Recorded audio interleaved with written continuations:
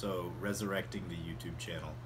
Wanted to make a video for everyone that I coach just as a trial run because I realized you guys have a lot of variability in how each of you is warming up, and I'm sure you've heard me talk about how I think developing your own individualized warm-up is part of becoming a better lifter, because it doesn't make your bad days, or it does make your good days any better than they would be, but it makes your bad days less frequent and less bad, and that's going to allow you to progress more continually without these big peaks and valleys of plateaus, because you should be able to even out your progression from block to block as you learn yourself and learn your nutrition and everything else like that. And I think warm-ups are one of the biggest parts of that, but I'm realizing there's a lot of variability in how you guys warm up. So here would be my baseline recommendation. First, you begin with mobility, and I think the most important thing for any bench press is making sure you have requisite T-spine mobility. So the first thing I would do is I would get down and I would do the cat-camel drill for like 10, like thoracic arch, thoracic extension, so on and so forth, 10 times, and then I would do the quadruped elbow to ceiling, where down on all fours, you put your hand behind your head, and all you're going to do is open and look up towards the ceiling, point your elbows straight up, do 10 per side. That'll kind of cover your thoracic mobility that could be demanded in a competition bench press, because compared to real sports, it's still not that much, but you need to make sure you have that, or you're going to have a lot of junky issues with your shoulder because your scapulas aren't anchored from a good thoracic position. It's going to be bad. The second thing I would do is the couch stretch, where you kick your foot up on something behind you, put your knee down, and push your hip forward. I believe a modified couch stretch is my first ever video on YouTube, because stretching out that like anterior hip mechanic is going to let you get a lot more effective leg drive, rather than having to arch from your thoracic spine.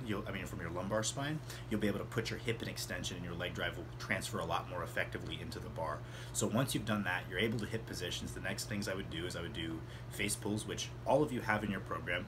The rationale for that is to warm up scapular retraction, which we're going to have to be doing when we bench press, but also warming up external rotation, because your pec and your lat are both internal rotators of the shoulder, so those are going to get really strong just from powerlifting.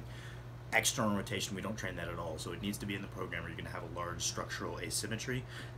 If you do have bad shoulders, I would also train internal rotations at this point, but that's an optional one. It's the first of all of them that I think is truly optional. And then I might train some kind of pull down, because you have transcapular retraction, and now you need to train scapular depression. So some light pull downs to get your scapulas moving, because first you need a stable T-spine, then you need stable scapula, and then we can worry about what your shoulders are doing. And then this comes to the entirely optional part.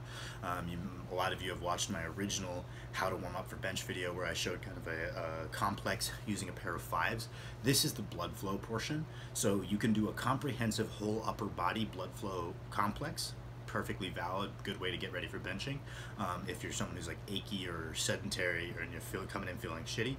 But you don't need to do any of that if you feel good. If you finish your face pulls, maybe do some internal rotations, and maybe don't, you can go straight into benching and get your blood flow from the competition motion. But if you're someone who has a problematic muscle group or multiple problematic muscle groups, it makes sense to get blood flow to that beforehand. If you have bad elbows or your triceps are achy, doing some tricep press downs, just light for blood flow beforehand, would be good. If you're someone who has bicep tendonitis, doing some light curls for blood flow beforehand would be good. Much the same, bad shoulders, bad pecs, warm them up. If you do have bad pecs, doing some pec flies beforehand or dumbbell bench has always worked phenomenally for me. So the rundown is you're going to go through your cat camels, you're going to go through your T-spine rotations, you're going to do your stretching for the front of your hip with the couch stretch, then you're going to do face pulls, and then you have the optional stuff, optional internal rotations, optional blood flow to any problematic muscle group.